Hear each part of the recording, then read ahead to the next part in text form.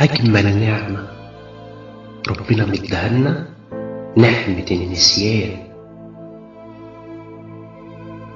لأن لو فضلنا نفتكر الجراح والآلام هنفضل عايشين في أحزان، وهيفضل الحزن ملازمنا طول الزمان.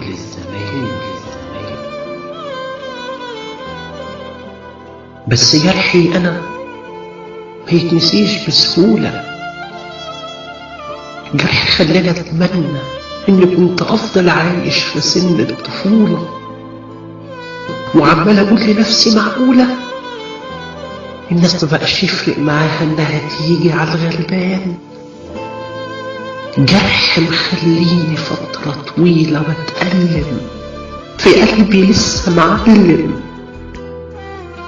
وكل ما بفتكره ليه بسلم،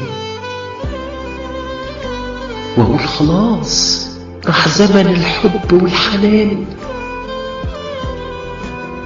انا لما بفتكر اللي فات بلوم نفسي كتير، لاني كان لازم اخد وقتي في التفكير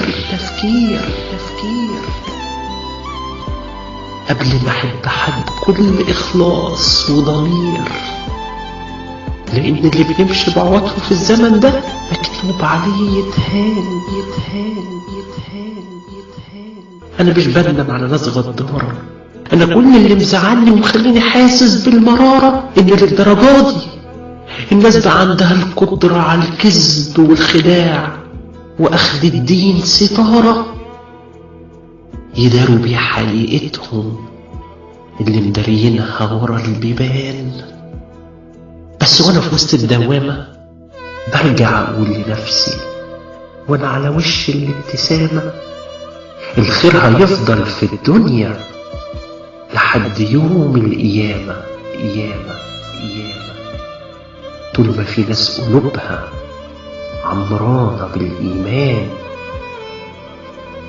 وحتى لو ضاقت بيا الحياة وما لقيتش إنسان أحس بالراحة معاه، مفيش أحسن من إني أفضل لاجئ لله، هو أحن عليا من أي إنسان وقادر ينسيني كل الأحزان. قصيدة بعنوان أجمل نعمة، كلمات وأداء محمد عبد التواب، هندسة صوتية جوزيف كريم.